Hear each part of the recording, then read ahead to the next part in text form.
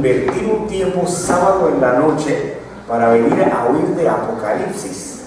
Se requiere mucho interés y mucho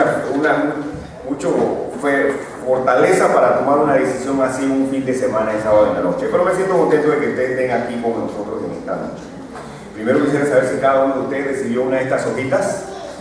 Esta hojita es para que lo que vamos aprendiendo en esta semana pueda quedarnos y podamos repasarlo posteriormente. Algunos de ustedes es probable que no vinieron un sábado de la noche con una pluma o un lápiz y dicen, ¿cómo voy a llenar esto si es sábado de la noche? Tenemos algunas plumas que vamos a compartir con ustedes para los que no tienen. Me gustaría regalárselas, pero las necesitamos para mañana también. Así que las vamos a pedir de vuelta al final, cosa que la podamos utilizar mañana, o así se nos olvida la pluma. Alguien que necesita pluma puede levantar su mano. Levante su mano para que puedan llevar. A medida que vamos avanzando en la noche, en el tema, yo les voy a hacer la indicación, es el momento de llenar. Es el momento de llenar de acuerdo a la información que aparece en la pantalla y la información que vamos a estar dando.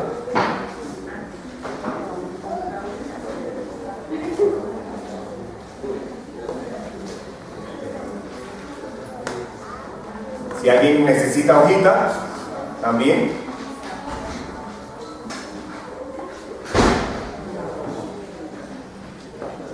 Si alguien necesita una hojita, también tenemos disponibles para cada uno de ustedes. Muy bien.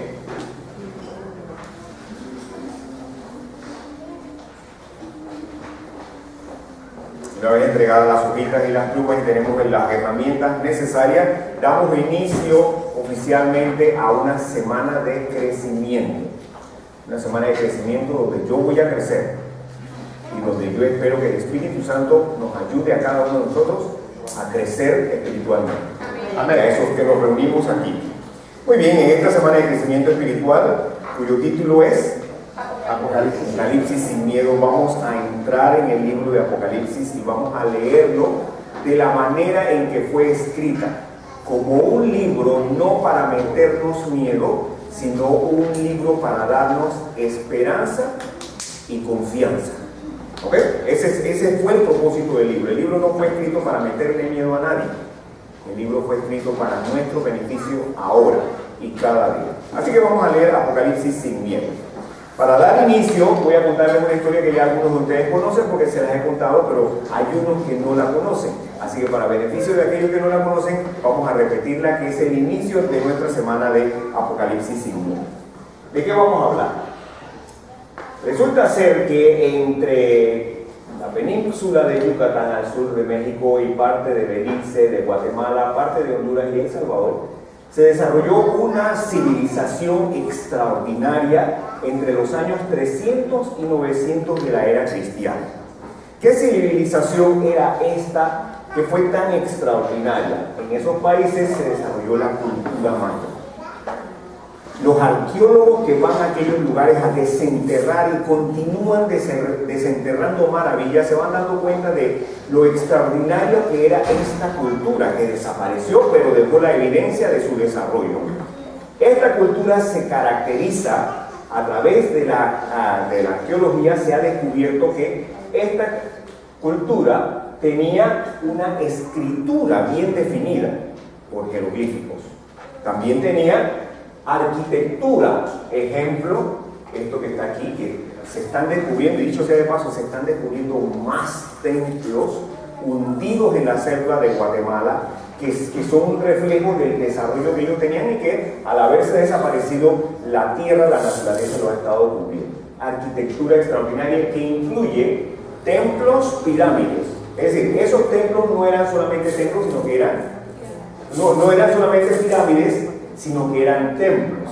Aparte de eso había palacios y aquí arriba, como parte de su actividad religiosa en los templos, ellos observaban los astros y tenían conocimiento de astronomía. Las ciudades que fueron construidas estaban todas unidas por caminos en la jungla. Todas todas las ciudades que están en esa sección, que se están descubriendo, todas ellas tenían caminos y se unían unas con otras, eran algo extraordinario. Y las ciudades no eran colocadas en cualquier lugar, sino que eran colocadas de acuerdo a su conocimiento de astronomía y de arquitectura y de física. Las ciudades estaban ubicadas en lugares específicos de acuerdo a su creencia y su cultura. La agricultura de los mayas estaba sumamente avanzada para su tiempo. Desarrollaron los tejidos. Alguien podría decir, bueno, el tejido es un invento. Unir hilos para hacer tela, ese es un invento que fue desarrollado por ellos. Eran conocedores y expertos en alfarería, en matemáticas, y tenían un calendario muy semejante al actual. Por muy poco variaba ese calendario. Muy bien, esa cultura maya, en lo que tiene que ver con calendario, ellos establecieron un calendario muy peculiar, muy particular, muy desarrollado, y este es un ejemplo de lo que los arqueólogos descubrieron que era el sistema de calendario de los mayas, formado por 3 círculos: días, años y un ciclo grande. ¿Cómo dividían ellos el tiempo? Veamos. Ellos le llamaban al día, le llamaban ki. Y luego de esos, ellos tenían un conjunto de días, 20 días, que le llamaban el uinal. Eso era el equivalente a nuestra semana, pero el de ellos era de 20 días. Tenían un tú de 360 días, semejante a nuestro año, es decir, que ellos estaban bastante conocedores de la traslación de la Tierra, bastante exactos. Luego tenían un conjunto de años, 20 años, que era nuestra década, le llamaban el catún. Y luego tenían lo que es equivalente al milenio para nosotros, el centenario. Para ellos estaba formado de 394 años y le llamaban el Bactún. Todos estos son descubrimientos a través de los jeroglíficos de los mayas, y que han ido descubriendo que esta gente llevaba el tiempo pormenorizadamente. Ahora, ellos tenían un gran ciclo que le llamaban los 13 Bactún, es decir, 13 periodos de 394 años, era el gran círculo de la historia para ellos, de un total de 5.122 años. Es lo que para nosotros sería el milenio, ¿no? Porque nosotros tenemos un milenio, un círculo grande de tiempo. Para ellos era de 5.122 años y le llamaban los 13 Bactún. Esos 13 Bactún estaban en ese círculo, en el círculo interno. 13 Bactún era el gran círculo de la historia para ellos. Ahora, esto fue descubierto por los arqueólogos, y ellos llegaron a descubrir cuándo, de acuerdo con los mayas, había iniciado su cultura, con los calendarios que ellos tenían. Y ellos llegaron a establecer una relación entre el tiempo de la era cristiana, o antes de la era cristiana, y el tiempo establecido por la cultura maya, y ellos llegaron a descubrir que el inicio, de acuerdo con los mayas, de su cultura fue en el año 3110 a.C. Para ellos, para los mayas, la historia comienza en el año 3110 a.C. Ahora, si el gran ciclo de los 13 Bactuns comenzó en el año 3110 a.C., los arqueólogos hicieron unos cálculos y llegaron a un descubrimiento muy interesante. 3110 del inicio de la cultura maya, más 13 Bactuns, que es el gran círculo de la historia de ellos, con un total de 5.122 años, nos lleva al año 2012 de la era cristiana. Eso es lo que descubrieron los arqueólogos desde hace muchos años. No es reciente, eso es desde los años 60 o 70. Muy bien, y los arqueólogos dijeron, para los mayas el año 2012 significa el gran círculo de la historia. Punto.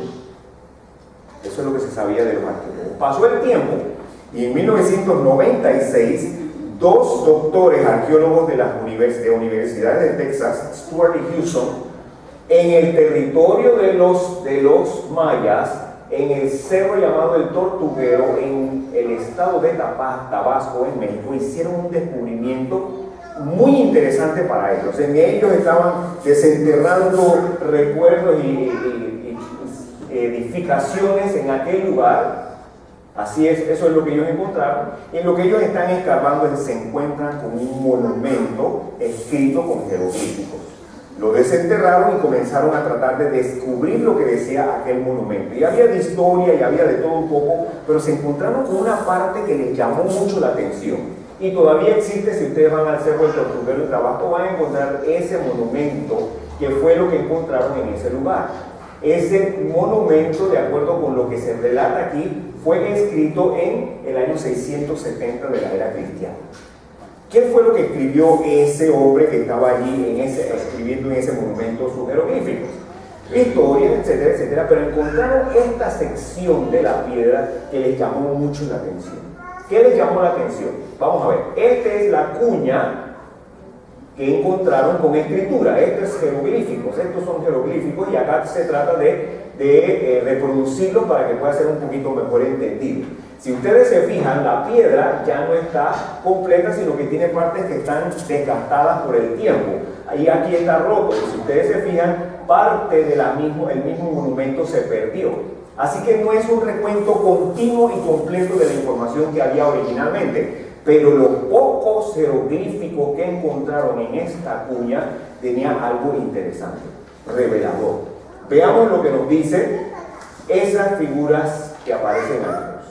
Y recordando que este no es un texto completo porque faltan pedazos de acá y hay algunas partes que están desgastadas. Pero lo que encontraron es lo siguiente. Estos jeroglíficos que están aquí, estos de aquí, decían: terminará el 13º Bactum. ¿De qué está hablando? Del ciclo total de los mayas. Ya otros arqueólogos habían descubierto, es en el 2012. Ahora estaba haciendo referencia a estos hombres, están haciendo referencia al final del ciclo de los mayas, que ya los científicos tenían la idea de que en el 2012.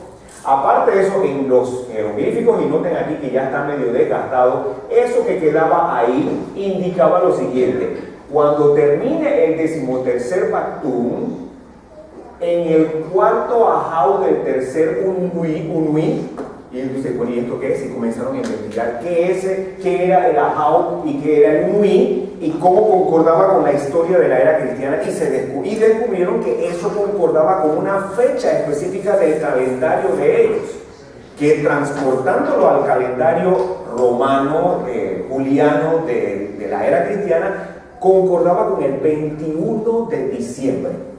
Entonces ahora tenían una fecha más completa, 21 de diciembre del 2012. ¿Qué más dice? Terminará el 13º Bactum. ¿Qué significa eso de terminará? Y continuaron tratando de descubrir lo que sí, y se encontraban con pedazos que estaban deshechos, pero en lo que encontraban, dice, en esta partecita dice, cuando ocurra, ¿y de qué está hablando? De la terminación del 13º Bactum 2012, en el cuarto ajau del tercer Unui, que es 21 de diciembre, el equivalente en nuestro calendario, cuando ocurra. Y lo último, donde faltaba un montón de letras, o falta de letras, decía: descenderá Bolón Yocte. Y comenzaron a investigar: Bolón Yocte, descenderá Bolón Yocte. ¿Qué es Bolón Yocte? Trataron de buscar y encontrar en alguna de los jeroglíficos y las historias de los otros descubrimientos, y encontraron que ese Bolón Yocte, lo más probable, era uno de los dioses de los mayas, considerado que estaba vinculado con la creación y con la guerra. Creación y guerra. Entonces, ellos describieron en su libro, en su tesis, sus descubrimientos. Encontramos un lugarcito en el Cerro del Tortuguero, allá en Tabasco, un pedacito de piedra que dice: va a terminar el 13º Bactum en tal fecha, y ahí entonces dice: cuando esto ocurra, descenderá por un toque. Y ellos lo escribieron. Esto llegó a manos de otros especialistas en apocalípticos, grupos apocalípticos, y dijeron: bueno, hay información importante. A medida que nos íbamos acercando al 2012, no sé si ustedes se acuerdan, comenzó a surgir aquella interés en el 21 de diciembre del 2012 al punto de que se convirtió en una historia a nivel mundial. 21 de diciembre del 2012. Y en base a eso, a esa información, y agregándole algunos un poquito de sazón al plato, le agregaron un poquito de sazón con Nostradamus, otros le agregaron un poquito de sazón con Apocalipsis, y dijeron algo extraordinario va a ocurrir en el 13º Bactún, en el 2012, el 21 de diciembre. Entonces el 2012 se convirtió en una fecha, como ustedes recordarán, donde había expectativa de algo extraordinario. El texto no lo dice. El texto en ningún lugar dice que iba a ocurrir algo extraordinario apocalíptico. Eso es una interpretación de los grupos de estudio y de pensamiento y razonamiento de nuestra época. Pero algunos le agregaron. ¿Qué era lo qué es? Algunos comenzaron a tratar de descubrir qué es lo que ocurre en el 13º Bactún para los mayas. Y yo no sé cuándo ustedes se dieron cuenta que los mayas no estaban preocupados. ¿Sí o no? Los mayas no estaban preocupados por el 13º Bactún. El resto del mundo era el que estaba preocupado por el 13º Bactún. Porque de acuerdo a la cultura maya, el 13º Bactún es el inicio. Es un nuevo inicio. Es como nosotros el milenio. Es un nuevo inicio. Para ellos era lo mismo. Pero acá se le agregaron detalles que hicieron de esto algo extraordinario. Para los mayas, una nueva era. Pero aquellos que estaban condimentando el plato, ellos decían, esa nueva era tiene que ser algo extraordinario. Y fueron agregándole y algunos dijeron, se trata del fin del mundo. Llegaron a esa conclusión. Es el fin del mundo y algunos le agregaron un poquito más de sazón diciendo, yo sé qué es lo que va a ocurrir. Lo que va a ocurrir, decían algunos, es el famoso Nibiru. No sé cuántos de ustedes han escuchado de Nibiru. Yo no había escuchado de Nibiru hasta entonces. El planeta X. Se cree en la existencia de un planeta allá al final, que nadie ha visto, pero que las fuerzas de la astronomía indican que hay algo por allá. Entonces a alguien se le ocurrió decir que es el planeta X que va a venir y se va a chocar con la Tierra. Ese va a ser el fin del mundo el 21 de diciembre del 2012. Algunos otros dijeron, no, ningún Nibiru. Lo que se está acercando es una explosión solar y la estamos esperando. Y eso es cierto, los científicos están esperando que en cualquier momento hay una explosión solar extraordinaria y las llamas del sol, la llama solar llegue hasta nosotros y acabe con la raza humana. Así que eso fue lo que ocurrió en el 2012. ¿Qué fue lo que ocurrió en el 2012? Otra predicción apocalíptica que fracasa. ¿Era la única? No, recientemente tuvimos otra. ¿Recuerdan el Y2K famoso? Se iba a acabar el mundo el 1 de diciembre. A las 12 de la noche del 99 se iba a acabar el mundo porque las computadoras no estaban listas para el nuevo milenio y por eso se iban a disparar los cohetes balísticos, atómicos y los aviones se iban a caer y el mundo se iba a venir abajo. Otra predicción apocalíptica que fracasa. Y recientemente algunos cristianos han estado anunciando también, viene el fin del mundo, por ahí por el 2012, 2013, no sé cuántos de ustedes se dieron cuenta, que cristianos dijeron se va a acabar. En octubre se acaba el mundo, y se pasó octubre y no se acabó el mundo. Entonces surgen expectativas apocalípticas del fin del mundo y vuelven y desaparecen. Entonces surge una pregunta ante todo esto. Ante todo esto, ¿se puede saber el futuro? ¿Cómo va a terminar nuestro mundo? ¿Cuál es el fin? ¿Podemos conocer el futuro? ¿Alguien nos lo puede revelar? ¿Nostradamus? ¿Los mayas? ¿Walter Mercado? ¿La Biblia? ¿Alguien podrá revelar el futuro? Todos nosotros quisiéramos saber el futuro, ¿sí o no? Quisiéramos saber el mañana, quisiéramos saber el futuro. Y muchos se preguntan, bueno, ¿y qué será lo que va a ocurrir? En esta semana vamos a descubrir cosas interesantes y espero pues que lo guardemos y crezcamos por lo que vamos a estar viendo en la Sagrada Escritura. Nosotros como cristianos tenemos información valiosa. Y una de las informaciones más valiosas que tenemos proviene del libro de San Pedro, en el libro de Segunda de San Pedro, la segunda carta del apóstol Pedro a los cristianos. En el capítulo 1, versículo 19, él le decía a los cristianos de aquella época, y ese mensaje llega hasta nosotros en esta semana de crecimiento. donde él dice: tenemos también la palabra profética más segura, a la cual hacéis bien en estar atentos, como a una antorcha que alumbra el lugar oscuro. Esa era la recomendación de este hombre inspirado por el Espíritu Santo a los cristianos de aquella época. Y esa recomendación llega hasta nosotros esta semana y es fundamental para el crecimiento durante esta semana. Veamos, ¿qué es lo que dice ese texto que hemos leído tantas veces? El apóstol Pedro dice: tenemos a nuestra disposición la palabra profética. ¿Qué es la palabra profética? Lo que han escrito los hombres inspirados por Dios. ¿Dónde están las palabras de los hombres inspirados por Dios? En la Sagrada Escritura, en la Biblia. Entonces el apóstol Pedro está diciendo: tenemos la Biblia, que es la palabra que viene de Dios a través de profetas, entre los cuales estaba él mismo, porque él estaba escribiendo inspirado por el Espíritu Santo, y esa palabra, dice él, es segura. Dice, es más segura. ¿Más segura que qué? Más segura que cualquier otra información que podamos tener a nuestra disposición. Tenemos la palabra profética, tenemos la Biblia, cuya información es segura, es información confiable. Hay información en la Sagrada Escritura que es confiable. Y luego dice: mi recomendación para cada uno de ustedes, dice el apóstol Pedro, es: estén atentos. ¿A qué?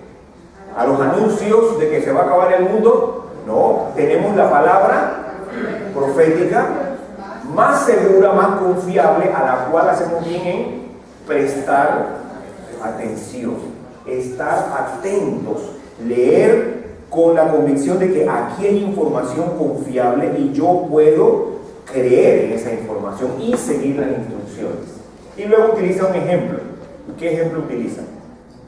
De prestar atención a la palabra profética más segura como una antorcha en lugar oscuro. Ahora bien, ahí tenemos nuestra hojita. Podemos rellenar nuestra hojita. Tenemos también la palabra profética más segura, confiable, a la cual hacéis bien en estar atentos, como si tuviéramos una antorcha que alumbra en lugar oscuro. Hace algunos años, algunos de los miembros de aquí, de la iglesia de Betania, tuvimos la oportunidad de viajar a una caverna, a una cueva. Algunos de ustedes han estado en una cueva, adentro de una cueva, donde abrir los ojos y cerrarlos es lo mismo.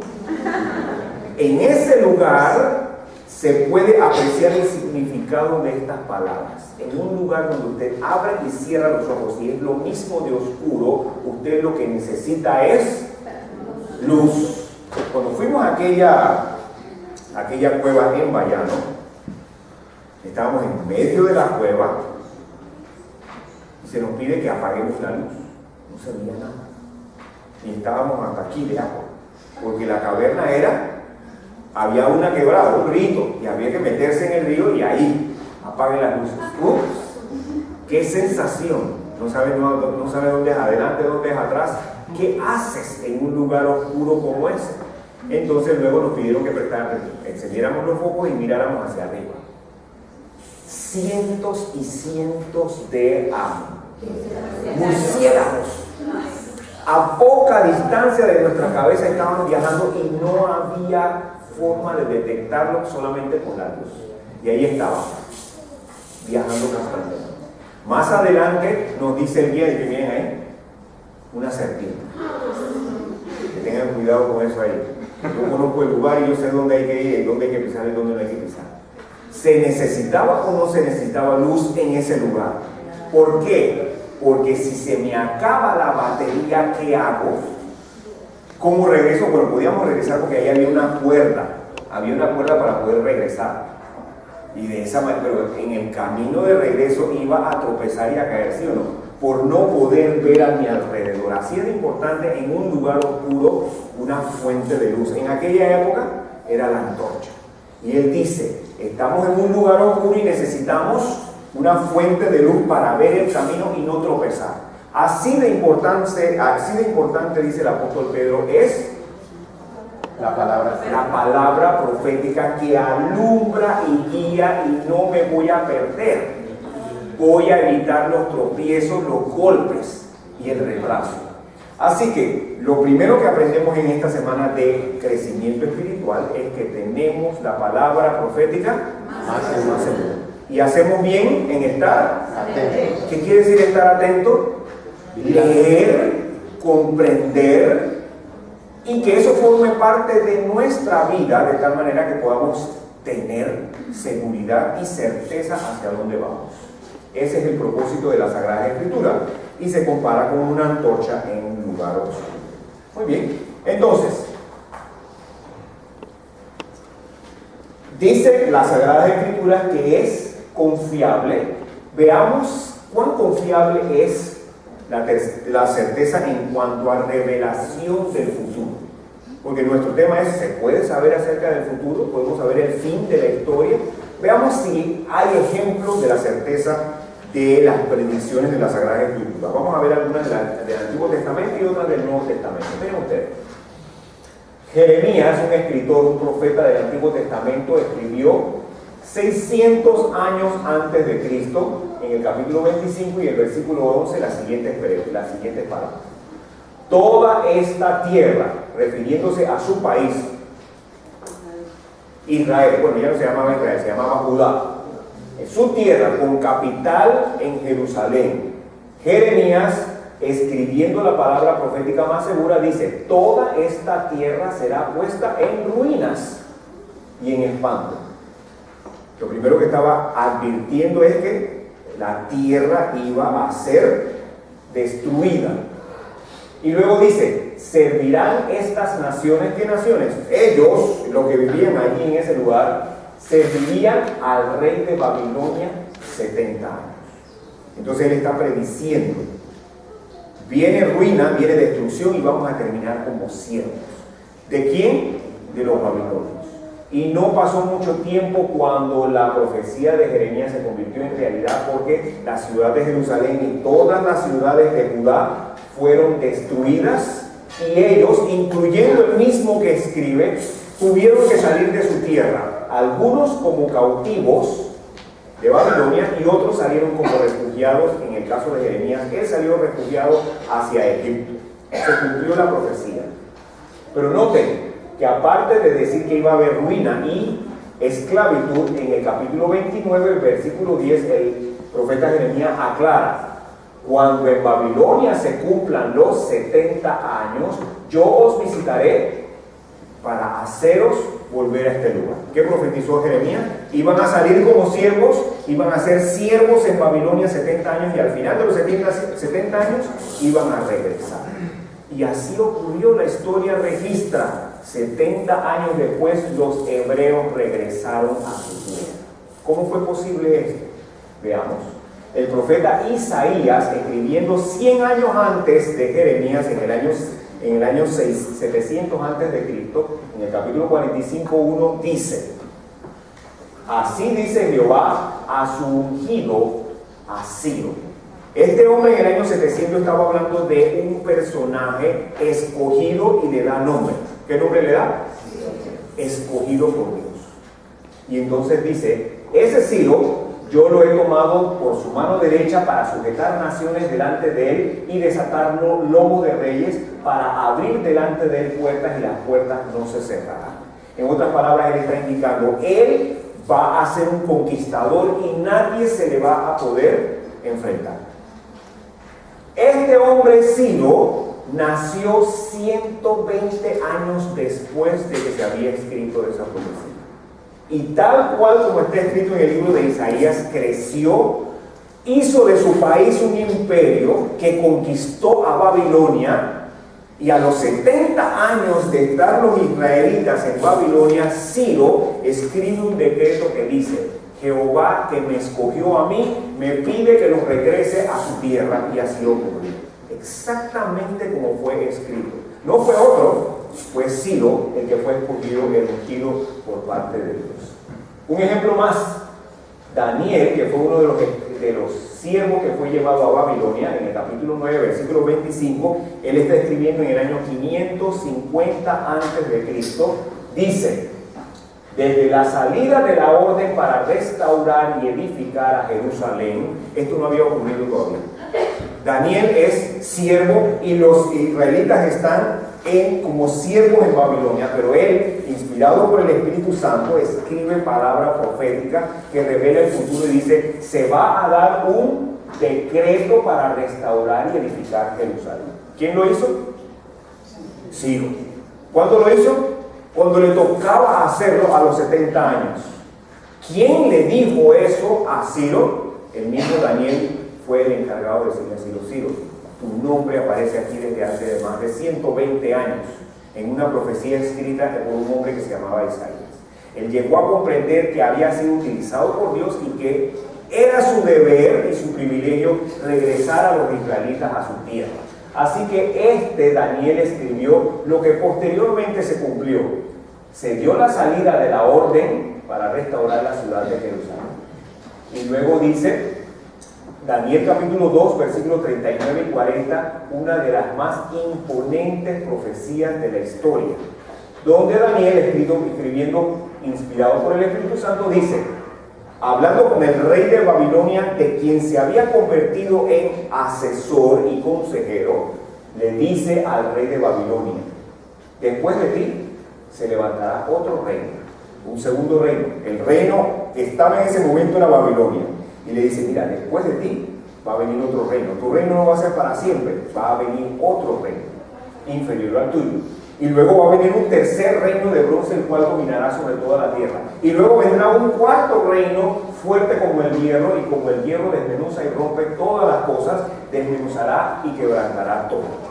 Este hombre, inspirado por el Espíritu Santo, le revela al rey y luego escribe en la palabra profética un acontecimiento histórico del traslado de imperios uno tras el otro. ¿Y qué creen ustedes que ocurrió? La historia nos cuenta que después de Babilonia, con cuyo rey estaba hablando Daniel, después de él apareció otro rey que conquistó el área, y después un tercer reino que conquistó el área, y después un cuarto reino que conquistó el área en el orden en que se había especificado. Esta es una de las revelaciones más impresionantes del Antiguo Testamento de las Sagradas Escrituras. Hay certeza en los anuncios y las predicciones en el Antiguo Testamento, hay certeza. Hay algo semejante a esto en el Nuevo Testamento, hay revelaciones en el Nuevo Testamento.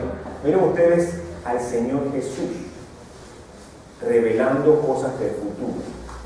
Dice él en Mateo 16, 21 a sus discípulos, les dice: desde entonces comenzó Jesús a declarar a sus discípulos: es necesario que vaya a Jerusalén, es necesario que padezca por parte de los ancianos y los principales sacerdotes y los escribas, voy a ser muerto y voy a resucitar al tercer día. Lo reveló antes. ¿Y qué fue lo que ocurrió? El Señor Jesús fue a Jerusalén, fue torturado, fue condenado, fue crucificado y murió al tercer día. Y eso es lo que celebramos o conmemoramos todos los años en Semana Santa. La predicción del Señor Jesús. El Señor Jesús pudo revelar algo y se cumplió lo que él dijo. En otra ocasión el Señor Jesús, en Mateo 24, 1 y 2, revela algo importante. Cuando Jesús salió del templo, el templo de Jerusalén, una de las maravillas de aquella época, un edificio imponente, espectacular, el orgullo de los hebreos, cuando salió del templo y se iba, se acercaron sus discípulos para mostrarle los edificios del templo y decirle: mira esta belleza que Dios nos ha dado. Y el Señor Jesús dice entonces: ¿veis todo esto? De cierto os digo que no quedará aquí piedra sobre piedra que no sea derribada. Duro golpe para el hebreo que le dijeran lo más grandioso que hay en la ciudad de Jerusalén, lo más sagrado, la presencia de Dios, el lugar donde está la presencia de Dios va a ser destruido. Fue la revelación del Señor Jesús. Y 30 años después se cumplió. La ciudad de Jerusalén fue sitiada por los romanos. Fue tomada violentamente.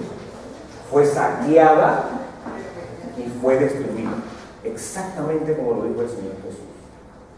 y no queda piedra sobre piedra de aquel tema. La palabra profética es segura. Cuando revela el futuro podemos confiar en su revelación porque es palabra profética y es más segura. Entonces la pregunta que viene a todo esto es, tantos anuncios del fin del mundo que se hacen, ¿qué es lo que va a ocurrir entonces de acuerdo con la palabra profética? Veamos, vamos a ver lo que nos dice el Señor Jesús y nos dice el libro de Apocalipsis en cuanto al futuro. Veamos. El Señor Jesús dice en Mateo 24, 29, revela cuál es el futuro que podemos esperar apocalíptico, futuro de la historia. Dice, inmediatamente después de la tribulación. En otras palabras, Él dice, en el futuro habrá tribulación, dificultad, crisis.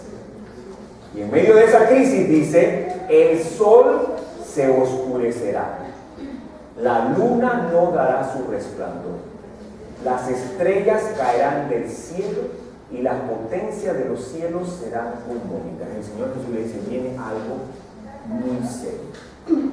¿Qué ocurre si se apaga la luz del sol? ¿Qué creen ustedes que va a ocurrir?